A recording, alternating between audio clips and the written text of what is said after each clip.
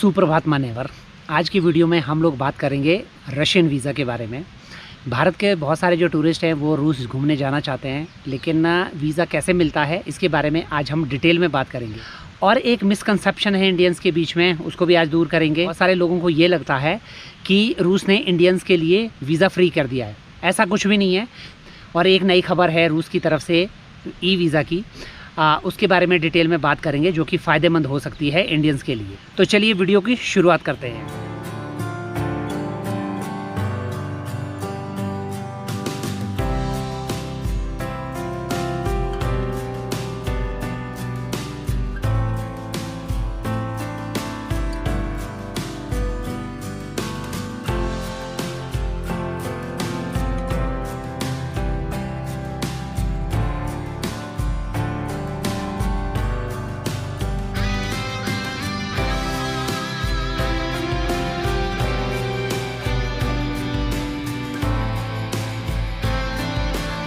आज के इस वीडियो में हम दरअसल बेसिक से बात करेंगे कि दरअसल वीज़ा होता क्या है, क्योंकि बहुत सारे लोगों के लिए कन्फ्यूजन रहता है कि पासपोर्ट क्या है, वीज़ा क्या होता है। हालांकि ज़्यादातर लोग जानते हैं, लेकिन मैं चाहता हूं कि बेसिक से सबको इस बारे में पता चले कि दरअसल ये बलाएँ है क्या।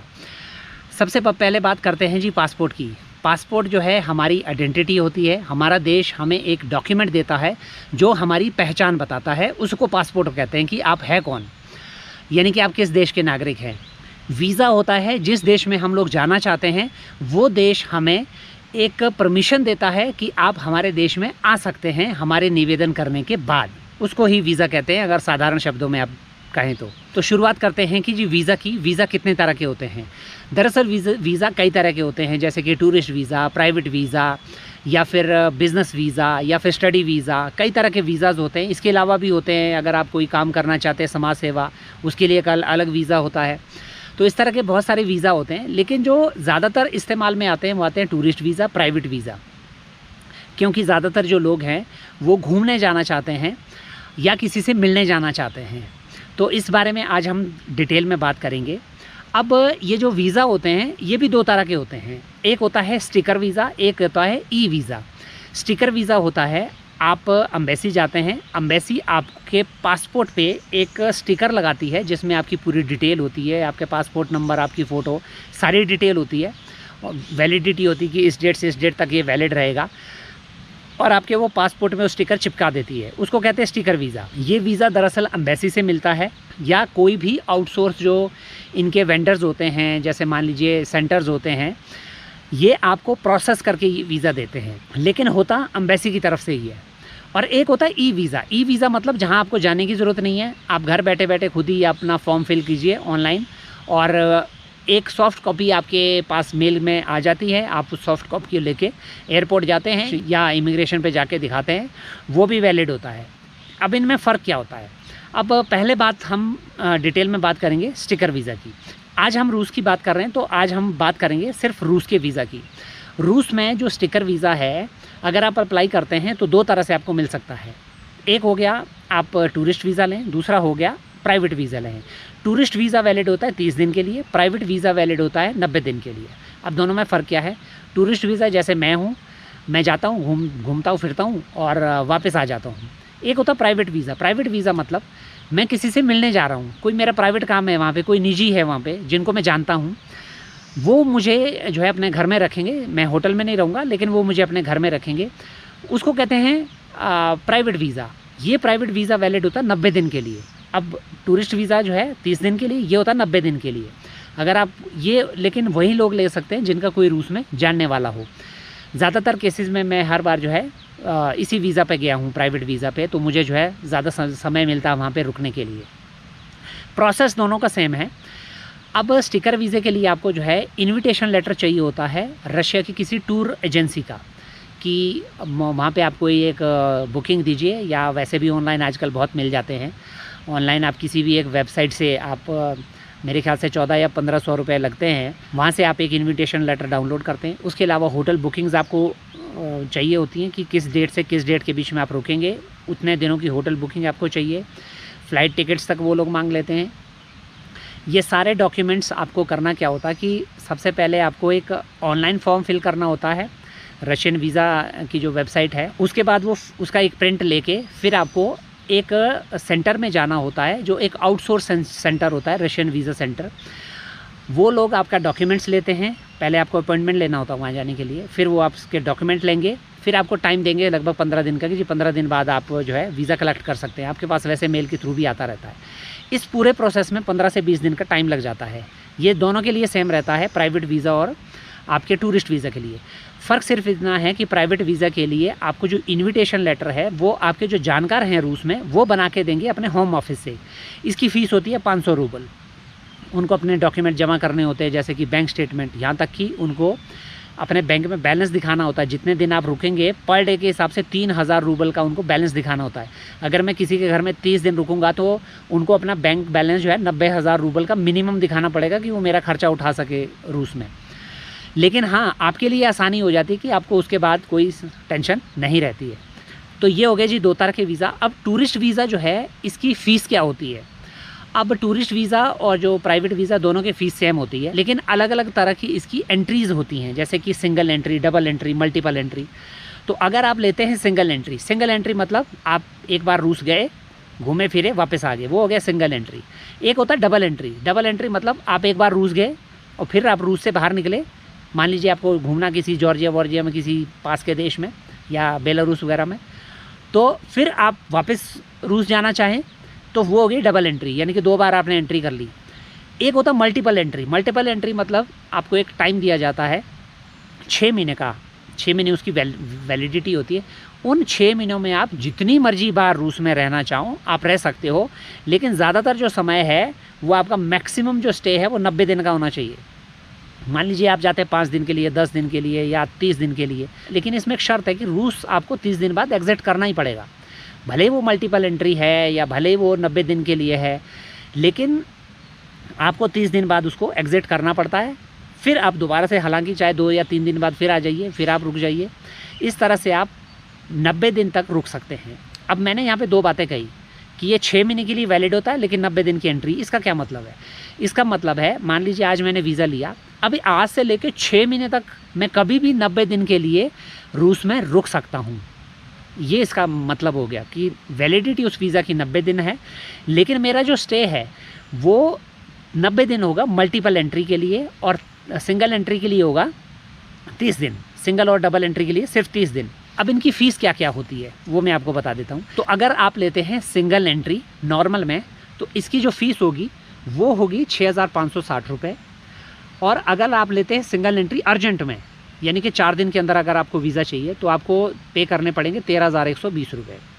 अगर डबल एंट्री आप नॉर्मल लेते हैं तो आपको देने पड़ेंगे 10,496 रुपये। अगर आप डबल एंट्री वीज़ा चाहते हैं और अर्जेंट में चाहते हैं तो देने पड़ेंगे 20,992 रुपये, यानी कि लगभग 21,000 रुपये। अगर आप मल्टीपल एंट्री वीज़ा लेते हैं नॉर्मल तो 19,600 रुपये उसकी फ़ीस है, और अगर अर्जेंट में चाहिए तो आपको 39,360 रुपये आपको पे करने पड़ेंगे। इसमें एक फ़ीस और होती है, वो होती है वीज़ा सेंटर की फ़ीस। जो मैंने फ़ीस आपको बताई है उसमें 2200 रुपये आप ऐड कर लीजिए। वीज़ा सेंटर जो इनका आउटसोर्स एक एजेंसी होती है जो वीज़ा आपका प्रोसेस करती है एम्बेसी के लिए, वो 2200 रुपये लेते हैं, उसमें से आप इसमें जोड़ दीजिए। यानी कि जो स्टिकर वीज़ा अगर आप सिंगल एंट्री की मैं बात करूं तो ये आपको 6560 प्लस 2200 लगभग 8760 रुपये का आपको पड़ेगा स्टिकर वीज़ा। तो ये हो गया जी स्टिकर वीज़ा। लेकिन ये बड़ा झमेले वाला काम है, इतने सारे डॉक्यूमेंट लो, इन्विटेशन लेटर लो। क्या कोई ऐसा वीज़ा हो सकता है कि भाई इन सब की ज़रूरत ना पड़े? जी हाँ, ऐसा वीज़ा है, उसको कहते हैं ई वीज़ा, इलेक्ट्रॉनिक वीज़ा। आप अपने घर में बैठ के एक आपको एप्लीकेशन फॉर्म भरना होता है, ये लिंक मैं डिस्क्रिप्शन में डाल दूँगा।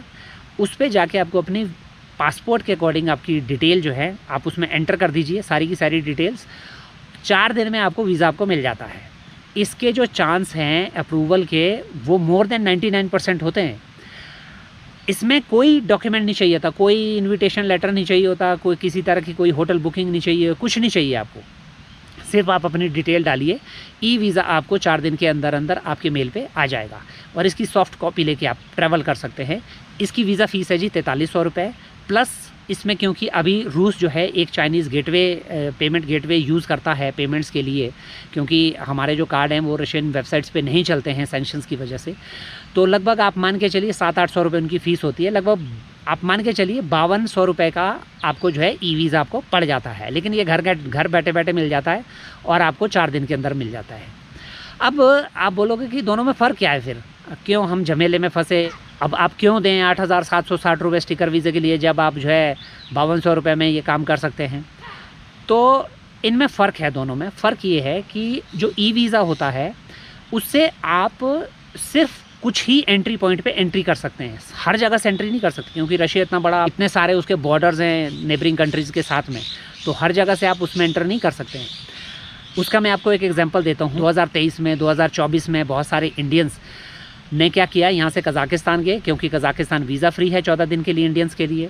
तो वहाँ से वो लोग क्या करते थे, जैसे अलमाटी में है या आस्ताना में, वहाँ से एक सिटी आती है बॉर्डर के पास में, पावलोदार, कज़ाकिस्तान में। वहाँ से अगर आप रशिया में एंटर करना चाहते हैं तो उस साइड में एक शहर आता है ओम्स्क, जो साइबेरिया में है। तो उन्होंने क्या किया कि अपने पास में ई वीज़ा लेके वहाँ पहुँच गए जी, लैंड बॉर्डर क्रॉस करने। अब लैंड बॉर्डर क्रॉस करने उनको दिया ही नहीं वहाँ पे। अब वो परेशान, हमें क्यों नहीं दे रहे, हमारे पास तो वीज़ा है। अब क्योंकि रशियंस को इंग्लिश नहीं आती है, वो सिर्फ मना करता है कि भाई तुम यहाँ से नहीं एंटर नहीं कर सकते। क्यों नहीं कर सकते, वो उसका कोई कारण नहीं बताते। अगर आप ई वीज़ा की कंडीशन देखेंगे, वो वाला बॉर्डर चेक पॉइंट, उसमें एंट्री है ही नहीं ई वीज़ा से। तो ये गलती बहुत सारे भारतीयों ने की। तो आपको ये ध्यान रखना है, पहले उसको पढ़ना है, उसमें बहुत सारे एंट्री पॉइंट दिए हुए हैं। एरोप्लेन से अगर आप जाते हैं तब तो मैक्सिमम जगह पे आप एंटर कर सकते हैं, लेकिन अगर आप लैंड बॉर्डर क्रॉस करना चाहें तो बहुत सारे बॉर्डर ऐसे हैं जहाँ पे ई वीज़ा से आप एंट्री नहीं कर सकते हैं। अगर स्टिकर वीज़ा है आपके पास में तो आप एंट्री कर सकते हैं। एक स्टिकर वीज़ा का दूसरा फ़ायदा, अभी रशियन और बेलारशियन गवर्नमेंट ने क्या किया है कि एक एग्रीमेंट उन दोनों के बीच में हुआ है कि अगर किसी के पास में एक कंट्री का वीज़ा है तो वो दूसरी कंट्री में भी ट्रैवल कर सकता है। अगर मेरे पास रशिया का टूरिस्ट वीज़ा है, स्टिकर वीज़ा, तो मैं बेलारूस में भी एंटर कर सकता हूँ बिना किसी बेलारशियन वीज़ा के। ये नया आया है अभी, ये आपके लिए फ़ायदेमंद होगा जो 2 देश घूमना चाहते हैं।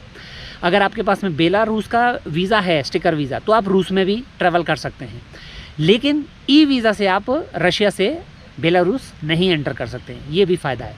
तो स्टिकर वीज़ा जो वैलिड होता है, ये वाइडली वैलिड आप कह सकते हैं, हर जगह पे होता है। कई कंट्रीज़ आपका स्टिकर वीज़ा देखती हैं तो आपको थोड़ा सा छूट दे देती है इमिग्रेशन पे। जैसे मान लीजिए आप छोटी किसी कंट्री में जाते हैं, मान लीजिए आप चले गए आर्मीनिया और आप चले गए मान लीजिए जॉर्जिया, और वैसे वो चिड़चिड़ करेंगे कि इसके बाद कहाँ जाओगे, ये दिखाओ वो दिखाओ। अगर उन्होंने देख लिया कि आपके पास में रशिया का स्टिकर वीज़ा है तो वो उसी टाइम इमिग्रेशन क्लियर करेंगे, क्योंकि उनको पता है कि ये आदमी हमारे देश में तो नहीं रुकेगा, क्योंकि इस बंदे के पास में ऑलरेडी रशिया का स्टिकर वीज़ा है।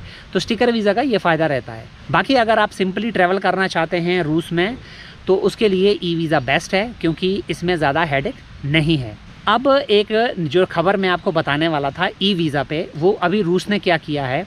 पहले जो रूस ई वीज़ा देता था वो वैलिड होता था 60 दिन के लिए, लेकिन उसमें आप सिर्फ 16 दिन ट्रैवल कर सकते थे।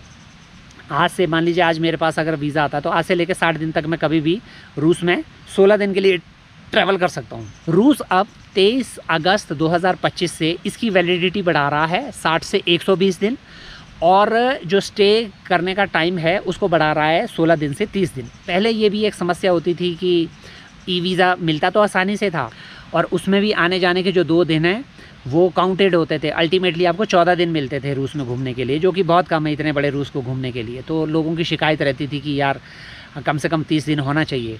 तो अभी फ़िलहाल रूसी सरकार ने कर दिया है, अगर कोई आप में से जाना चाहें तो 23 अगस्त के बाद आपको 30 दिन का अब आपको ई वीज़ा मिलेगा 120 दिन की वैलिडिटी के साथ में। यानी 120 दिन की वैलिडिटी उसकी होगी, 120 दिन के अंदर अंदर आप कभी भी 30 दिन के लिए रूस जा सकते हैं। और दूसरा, जैसे मैंने आपको बताया कि रूस और बेलारूस के बीच में जो एग्रीमेंट हुआ है ये वीज़ा को लेके कि किसी भी एक देश का जो वीज़ा है दूसरा देश उसको एक्सेप्ट करेगा, ये भी एक बड़ी ज़बरदस्त बात है। तो अब आप एक वीज़ा पे 2 देश घूम सकते हैं। तो ये थी जी वीज़ा के बारे में थोड़ी सी जानकारी जो फ़िलहाल रशिया ने अपडेट की थी, नई अपडेट थी। अगर आपको कोई भी इसके बारे में और जानकारी चाहिए तो आप ज़रूर मुझे कमेंट में बताइएगा, और आप हाइप ज़रूर कीजिएगा वीडियोज़ को, ताकि ये ज़्यादा से ज़्यादा लोगों तक पहुँचे। और रशिया के बारे में और क्या जानना चाहते हैं ये भी आप ज़रूर बताइएगा। और बहुत सारे लोग इमिग्रेशन और कस्टम के बारे में सवाल करते हैं, और इमिग्रेशन और कस्टम पे मैं चाहता हूँ कि एक मैं अलग से वीडियो बनाऊँ, क्योंकि रूस का जो इमिग्रेशन है वो बहुत ही सख्त है, बहुत ही सख्त है। यहाँ तक कि कहा जाता है कि दुनिया में सबसे मुश्किल जो वीज़ा लेना है वो है अमेरिका का, लेकिन दुनिया का सबसे मुश्किल जो इमिग्रेशन क्लियर करना है वो है रशिया का। इसका मैं खुद भुगतभोगी हूँ, मेरे बहुत सारे वीडियोस आप देख सकते हैं। तो इसके बारे में मैं आपको एक ट्रिक भी बताऊंगा उस वीडियो में कि कैसे आप स्मूथली जो है इमिग्रेशन क्लियर कर सकते हैं। तो वो चलो जी, कैसा लगा आपको वीडियो आप ज़रूर बताइएगा। मुझे उम्मीद है कि आपको इससे काफ़ी सारी इन्फॉर्मेशन मिली होगी। भारत से रूस बहुत सारे लोग जाना चाहते हैं और रूस को भी जो है टूरिस्ट चाहिए, क्योंकि अभी रूस के ऊपर सैंक्शंस की वजह से जो यूरोपियन टूरिस्ट हैं वो तो लगभग ज़ीरो है, और बाकी जो टूरिस्ट दूसरी जगह से हैं वो भी नहीं आ पा रहे हैं क्योंकि वहाँ पर हमारे कार्ड ही नहीं चलते हैं। तो अगले एक वीडियो में मैं आपको बताऊंगा कैसे आपको तैयारी करनी है, कैसे आप रूस जा सकते हैं, कैसे ये पैसे का लेन देन कर सकते हैं, कैसे आप इमिग्रेशन क्लियर कर सकते हैं। इसके बारे में हम बड़े विस्तार से बात करेंगे। मिलते हैं आपसे अगले वीडियो में, तब तक के लिए बाय बाय।